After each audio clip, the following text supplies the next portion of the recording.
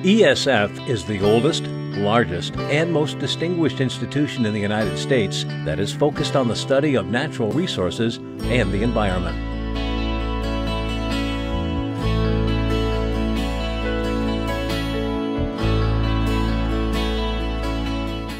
Hello and welcome to Improve Your World with SUNY-ESF. I'm Dave White.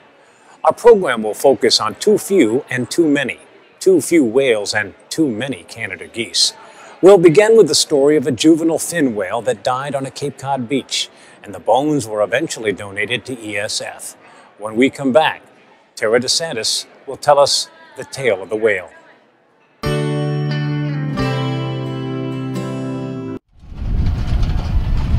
All of this material that's being planted here will be harvested and ultimately sent to Re-Energy Holdings.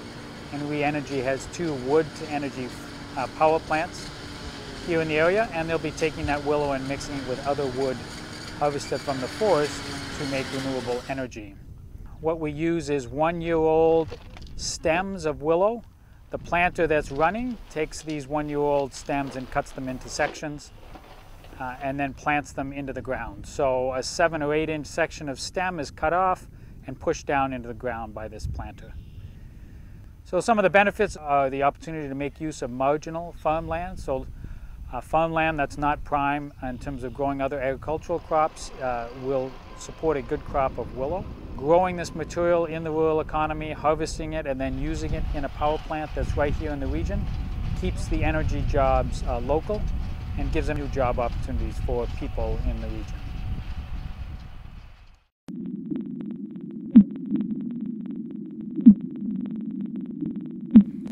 That might not sound like much, but you're hearing the sound of the second largest animal in the world, an endangered fin whale. They grow up to 20 meters in length and can be more than 75 tons, the weight of about 10 elephants.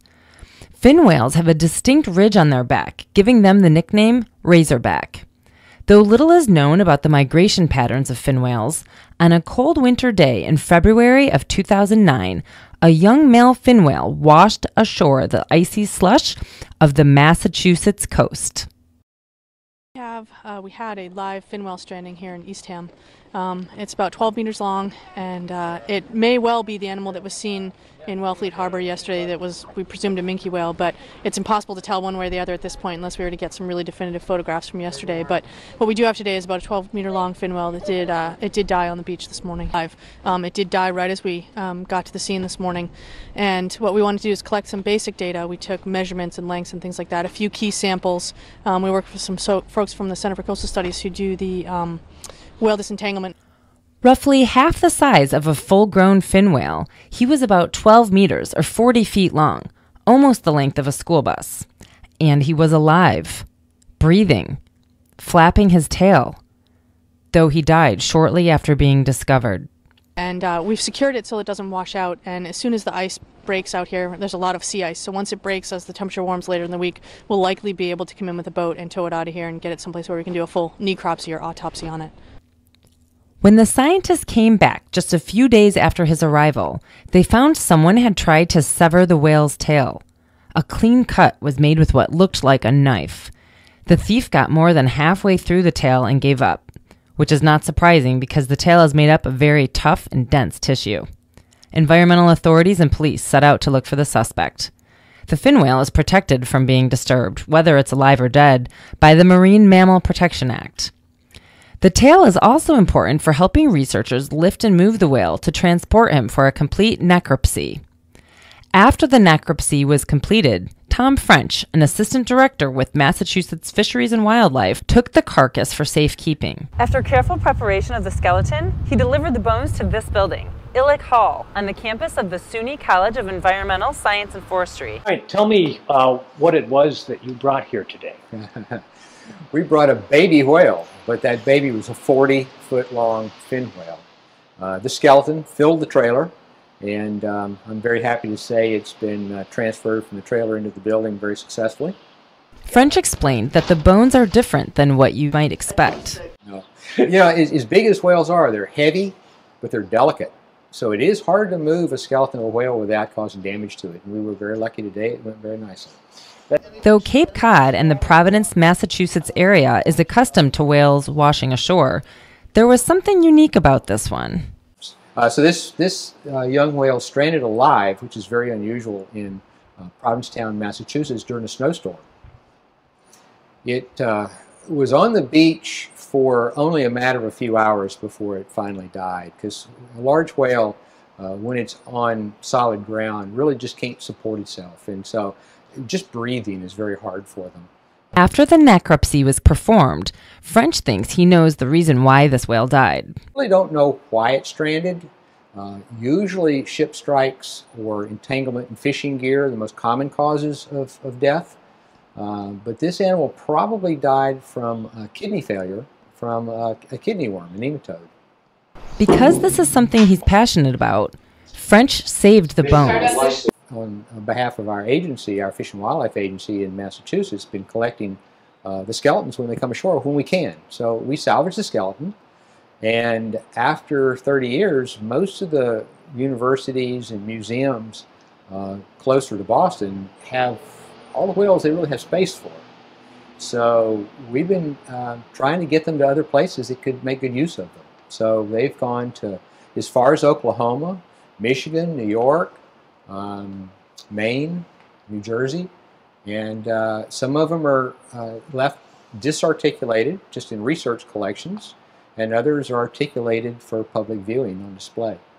This time, the bones were brought to Central New York. Rebecca Rundell, assistant professor at ESF's Department of Environmental and Forest Biology, was in charge of coordinating the project and arranged to have the whale bones brought to Syracuse by reaching out to Tom. It's a long story. We had this connection through Tom French. We heard about him, and I basically called him out of the blue and said that we were expanding our museum and our organismal and natural history biology course offerings and our vertebrate program. And I said we would be interested in a whale if he had any, and I had heard that he was the main preparator for whale bones in the Northeast, if not the entire country. Volunteers gathered at ESF on a chilly Sunday to receive the large bones, which arrived via U-Haul. I study humpback whale foraging behavior and intelligent noise, so noise pollution.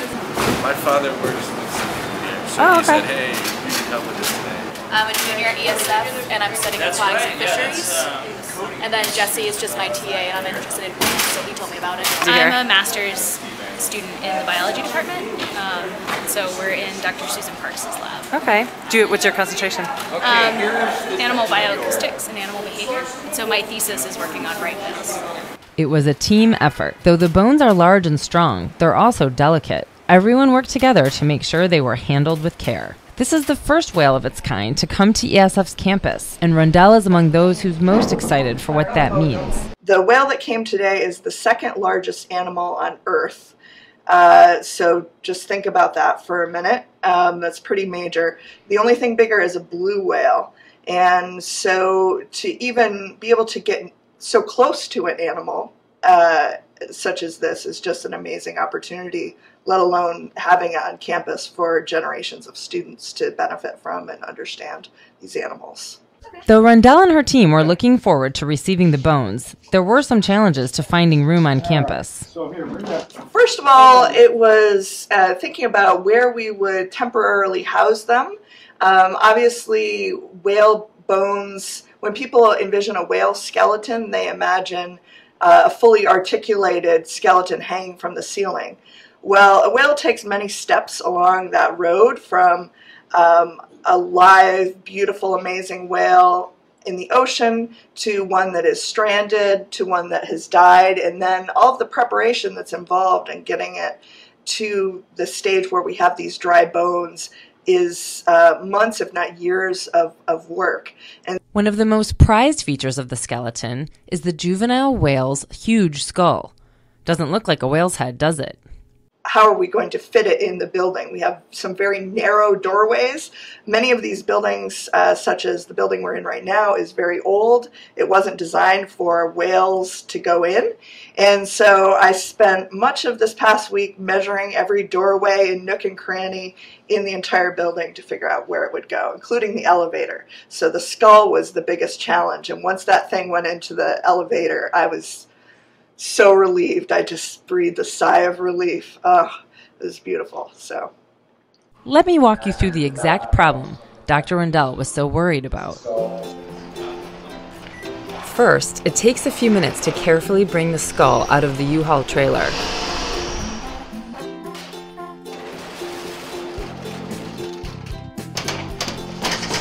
All right, help up there. Somebody else can be at the top. So should we put it? No touching. All right, we're gonna start lowering it down. You guys push forward, we're lowering down, but don't let it pivot. Don't let it touch. Okay. So the guys up there push towards us more. Push it vertical. Up vertical, up vertical, up vertical. We lift this thing all the way. Next up, lifting it up to the loading dock.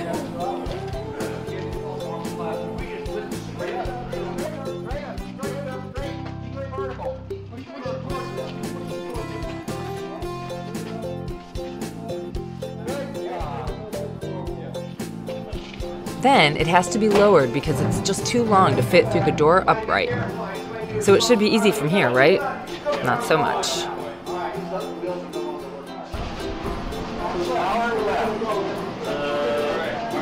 we're running out of space here. We got. I don't think.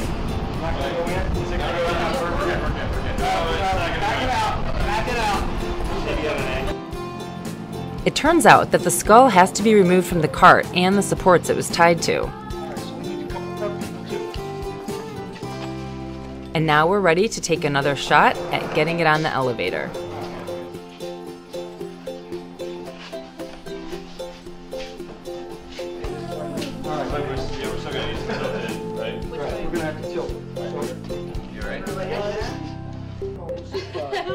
They take the elevator to the 5th floor.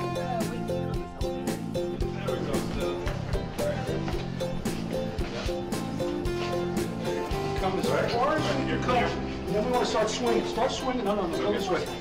Just come this way. We'll do it. We'll do it. Okay, watch your back. They head down the hallway where there is, you guessed it, one more doorway to maneuver through.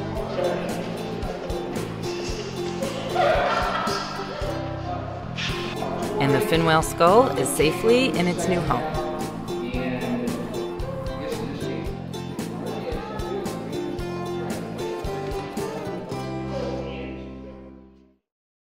The skeleton still needs to be articulated, and once that's done, the goal is to display the entire specimen to inspire others.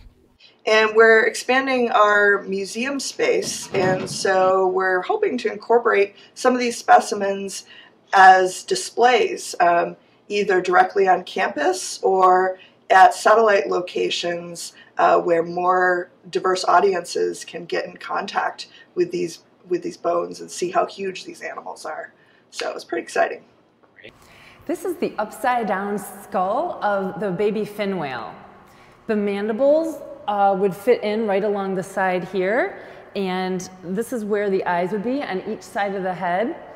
The bottom here is where it would connect to the spinal cord. What becomes of the whale bones will continue shortly. And coming up later, trying to find a solution to the burgeoning Canada geese population in the Northeast and all the problems those numbers are causing.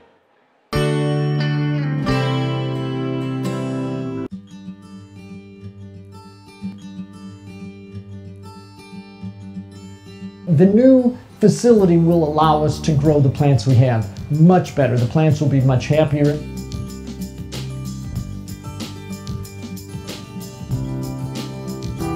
We can grow the plants larger and more in the form that you might expect to see them in their native habitat.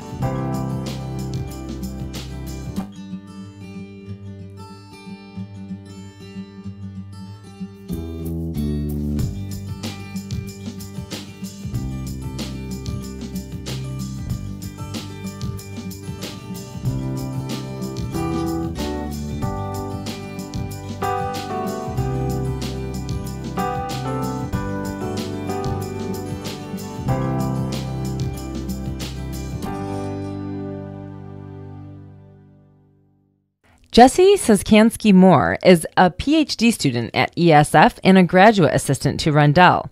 Jesse explained that there's toothed whales, like Moby Dick, the sperm whale, and what's known as a baleen whale, which uses large bristles as a filter for feeding.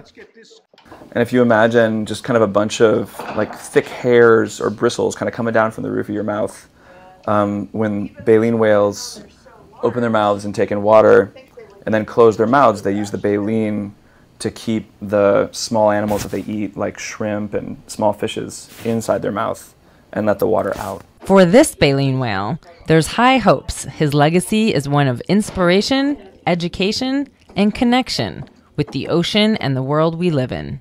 Our students at ESF are interested in this sort of thing already. They're interested in conservation. We have a new marine science minor, and we have a marine ecologist here who gets students very interested in the marine realm. So a lot of our students at ESF are already interested in these bones and interested in learning about them.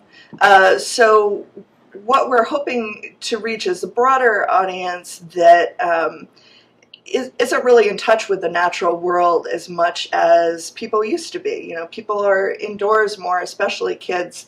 And so when you show them something as huge as a whale, even a part of a whale, and help them understand this came from an actual animal, it's such a weird concept to them that it creates a really emotional reaction in them.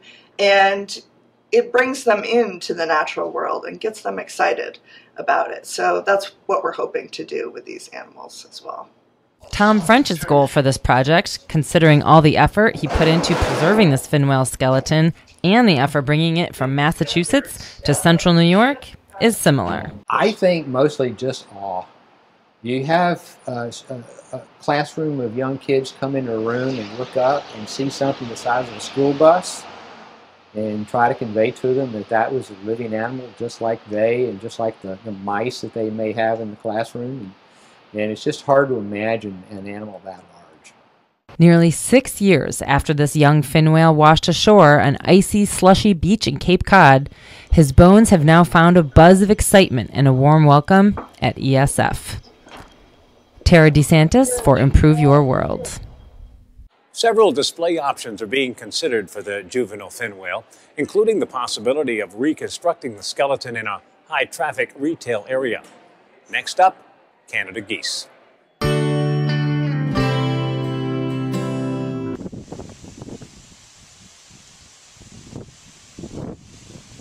I'm here with a group of students from SUNY-ESF, and we're doing a study of the recreational use of Onondaga Lake. So people that go on boats or fishing. We are interested to see how humans' behaviors have changed over time since the lake has been going through the process of becoming cleaner and less polluted from its industrial past. I've grown up hearing about how polluted the lake is, and now that it is starting to be cleaner, people are interacting with the lake, getting a better understanding of that human aspect will be beneficial for future policies around the lake. There's about 10 other student researchers with me on this project.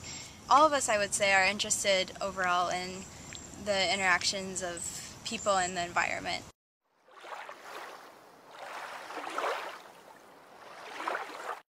The most recent estimate on the population of resident Canada geese just in New York is 200 to 250,000.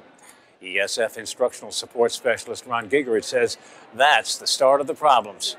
Too many geese.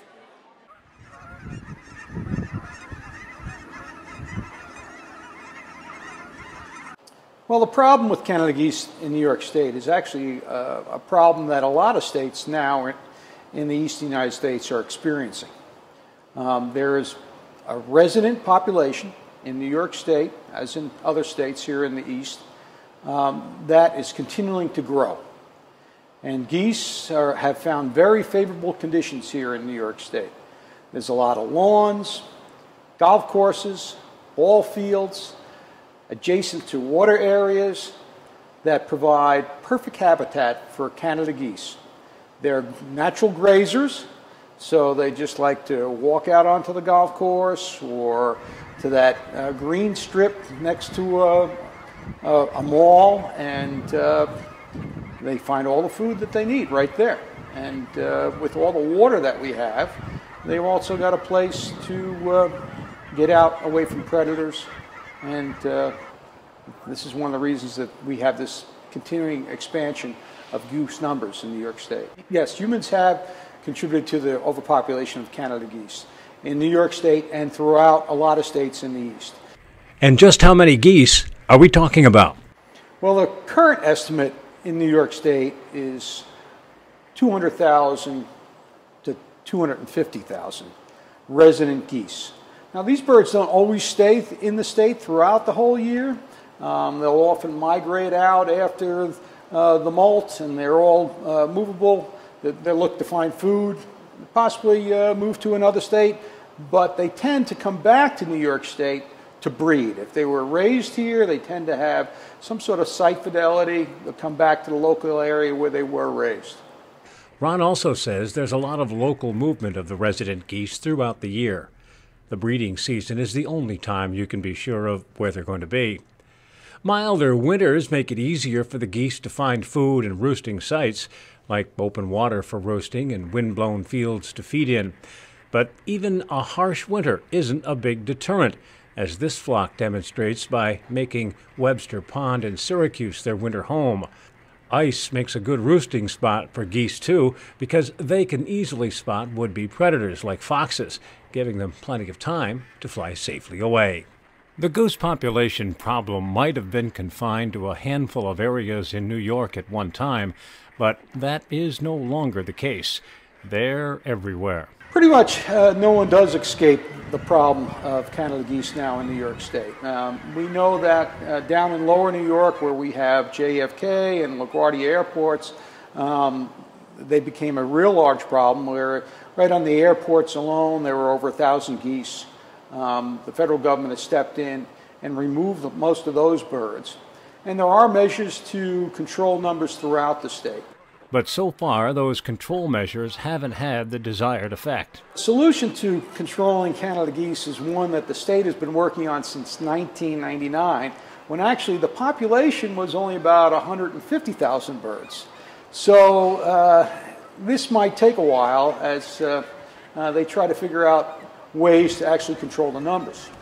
Presently, the hunting season that's for local geese usually starts in September, although there's other seasons, even for local geese, New York State geese, in December, I believe even in January downstate. The harvest numbers are around 50 to 100,000 birds a year, but that is still not bringing the number of geese down. There are other programs to idle eggs by either picking up the eggs and shaking them or oiling them so the eggs don't hatch.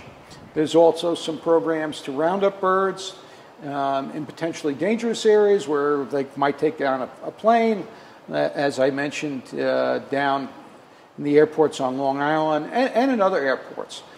Farmers can get permits to remove them at certain times of the year. Airports can get permits to remove them. Generally, though, you have to remember that Canada geese are a migratory bird and are protected by federal migratory bird laws.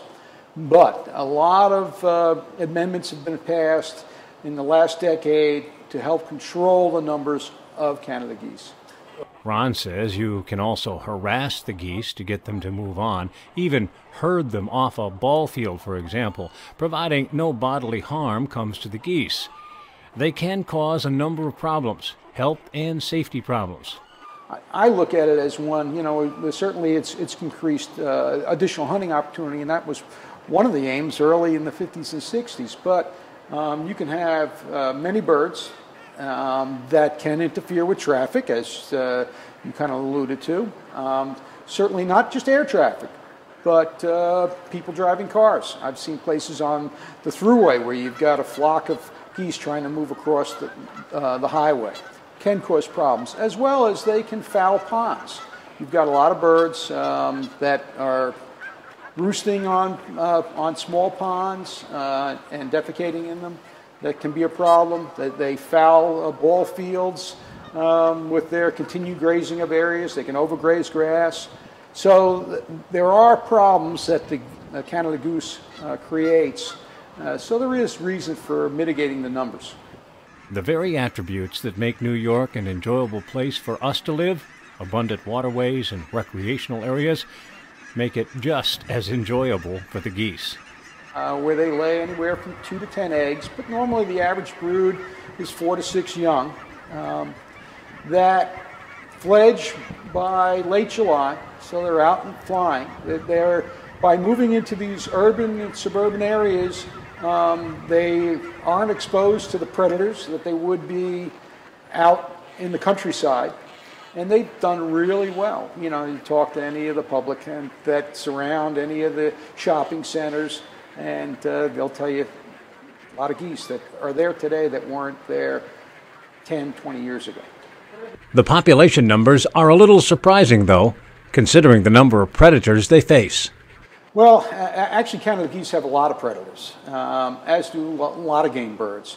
Certainly the smaller ones, the young goslings, are easy prey for things like foxes. There's nest predators like raccoons and opossums and skunks.